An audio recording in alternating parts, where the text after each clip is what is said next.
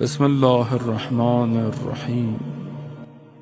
کہ ہمیں ایک ایسی سوسائٹی بنانی ہے، ایک ایسا معاشرہ بنانا ہے جس میں ہم اپنے امام کو دعوت دے سکیں، جس میں ہم اپنے امام تک پہنچ سکیں۔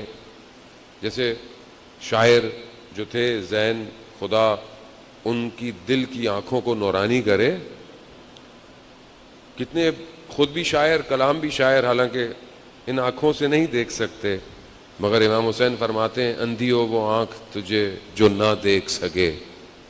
تو اس کا مطلب ہے کہ باطن کی آنکھ روشن ہونی چاہیے، اس آنکھوں کا کوئی فائدہ نہیں ہے۔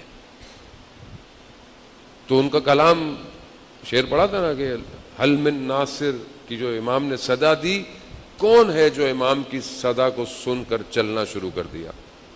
تو ہمیں اس معاشرے کی تشکیل کرنی ہے، اس سوسائٹی کو بنانا ہے جس میں ہم امام کو دعوت دے سکیں۔ اور بہت ساری چیزیں میں نے آپ کی خدمت میں عرض کی، کیونکہ آپ زیادہ تر جوان ہیں ماشاءاللہ، اور جوان ہی ماشاءاللہ سنتا ہے، بزرگ بھی ماشاءاللہ جوان ہی ہیں جو بیٹھے ہوئے ہیں۔ عزیزان محترم، ایک چیز جو جوان کے اندر ہوتی ہے وہ ہم نشینی ہے، ساتھ اٹھنا بیٹھنا۔ ہم نشینی، ساتھ کون اٹھتا ہے، کون بیٹھتا ہے، کہاں اٹھتا بیٹھتا ہے۔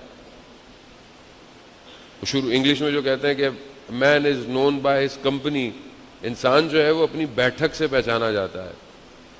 یہ بچہ کہاں بیٹھتا ہے، یہ جوان کہاں بیٹھتا ہے، یہ آفس میں کن کا دوست ہے، یہ محلے میں کس کا دوست ہے، یہ جاتا کہاں ہے۔ یہ جو دوستی ہوتی ہے نا، ہم نشینی، یہ انسان کے اوپر اثرات مرتب کرتی ہے۔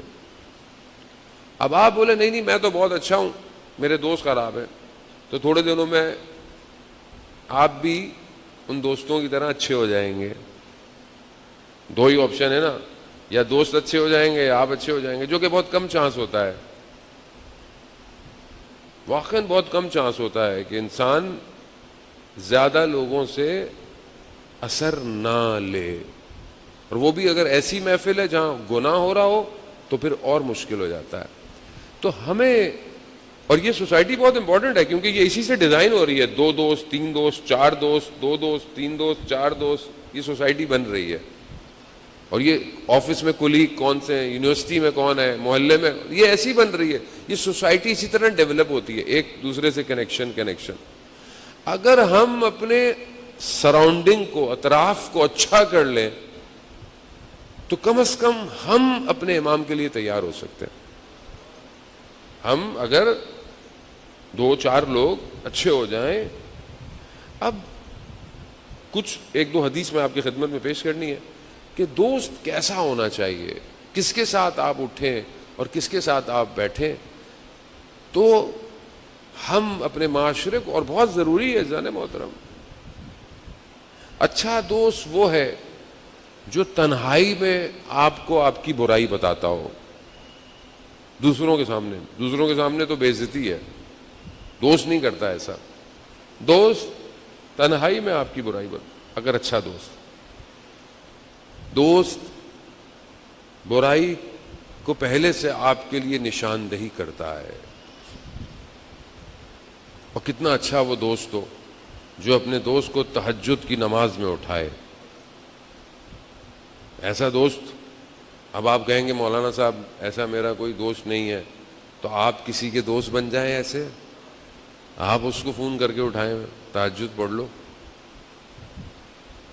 تو کچھ حدیثیں ہیں جو میں آپ کی خدمت میں، پہلی حدیث جو ہے وہ حضرت لقمان کی ہے۔ حضرت لقمان کہ جن کے لیے پروردگار نے قرآن میں سورہ نازل کیا ہے، ان کی جو ہے وہ انہوں نے اپنے بیٹے کو نصیحتیں کی ہیں، اور یہ نصیحتیں جو انہوں نے اپنے بیٹے کو کی ہیں، اور حضرت لقمان دیکھیں، حضرت لقمان نبی نہیں تھے مگر اور غلام تھے، لیکن اللہ نے حکمت کو ان کے اندر جاری کیا ہوا کہ اللہ نے قرآن کا سورہ ان کے نام سے نازل کر دیا۔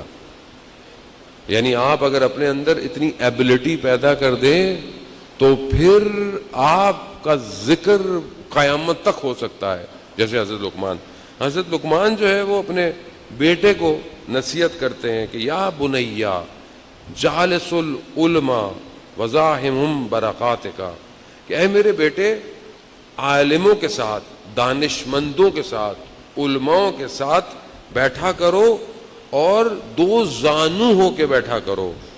کیوں؟ کیونکہ اللہ تعالی ان کے وجود کی وجہ سے تمہارے دل پر حکمت کا نور زندہ کر دے گا.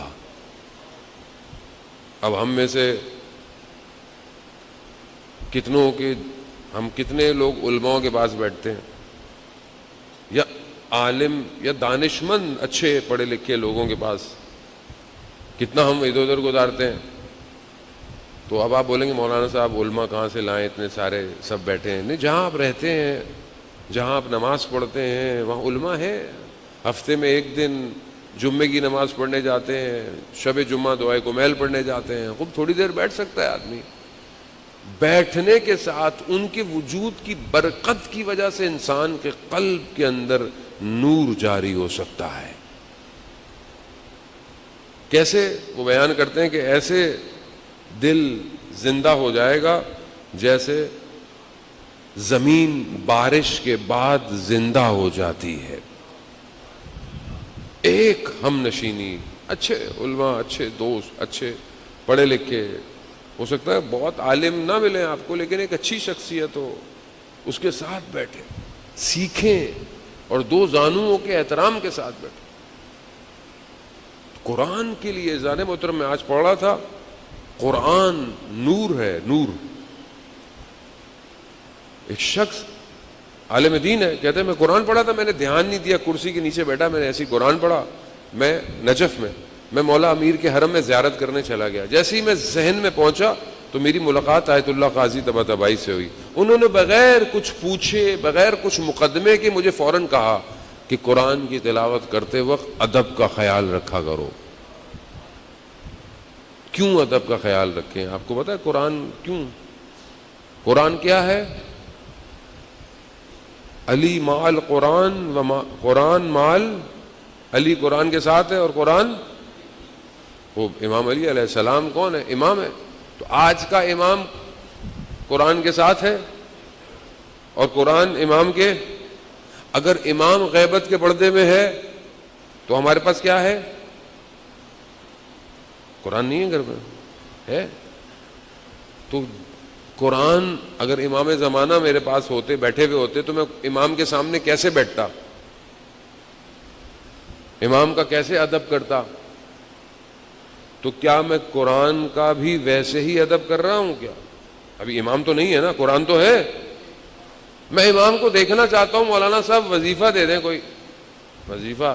آیت اللہ عظمہ بہجت سے کسی نے پوچھا کہ امام زمانہ کو دیکھنا چاہتا ہوں, کیا کروں؟ انہوں نے کہا قرآن ہے. کہا وہاں قرآن کو کھولو اور دیکھو.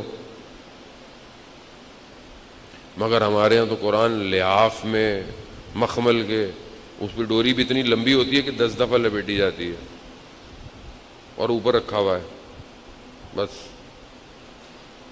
عزیزان محترم, قرآن نور ہے, نور. اگر آپ چاہتے ہیں آپ کے اندر نور آئے تو قرآن کی تلاوت کریں. کلام الہی ہے. جس ہستی سے امام حسین نے کیا کہا, اگر خدا سے ملاقات چاہتے ہو, اب اس لیے آئے نا, میں بار بار اس لیے ریپیٹ کرتا ہوں کہ آپ موضوع سے دور نہ ہو جائیں. امام نے کیا فرمایا کہ خدا سے ملاقات چاہتے ہو, جس شخص سے آپ ملنا چاہتے ہیں کیا آپ اس کی باتیں سننا پسند نہیں کریں گے؟ جس شخص سے آپ ملنا چاہتے ہیں اور آپ کو کہا جائے کہ جس سے آپ ملنا چاہ رہے ہیں یہ کتاب تو اسی کی ہے, آپ کہیں گے ہاں بڑے شوق سے دیجئے. کیا کہا ہے اس نے؟ یہ کہا ہے. تو کیا میں روز اس کی سن رہا ہوں؟ ابھی کل میں نے آپ کو تھوڑی سی نہج البلاغہ سنائی, تھوڑی سی, جس کو مانتے ہیں اس کی بھی تو سننی چاہیے نا. اب جس سے ملاقات چاہتے ہیں, جو مالک یوم الدین ہے, جو خالق ہے ہمارا, جس نے پوری کائنات کو بنایا ہے, جس نے ہمیں اس قابل کیا کہ ہم اس نعمتوں سے استفادہ کر سکیں, کیا آپ کا دل نہیں چاہتا کہ وہ آپ سے باتیں کرے؟ دنیا جہان کی باتیں ہم سنتے رہتے ہیں, واٹس ایپ, فیس بک, انسٹاگرام, پتہ نہیں دنیا کیا کیا بول رہی ہے, ہم سنتے جا رہے ہیں, سنتے جا رہے ہیں. کوئی تھوڑا سا ٹائم نہیں ہے کہ ہم یہ بھی تو سنیں کہ جہاں پروردگار خود کہہ رہا ہے وما خلقت الجن والانس الا لیعبدون، میں نے تمہیں اور جن کو خلق ہی نہیں کیا سوائے اس کے کہ تم میری بندگی کرو۔ نور ہے، نور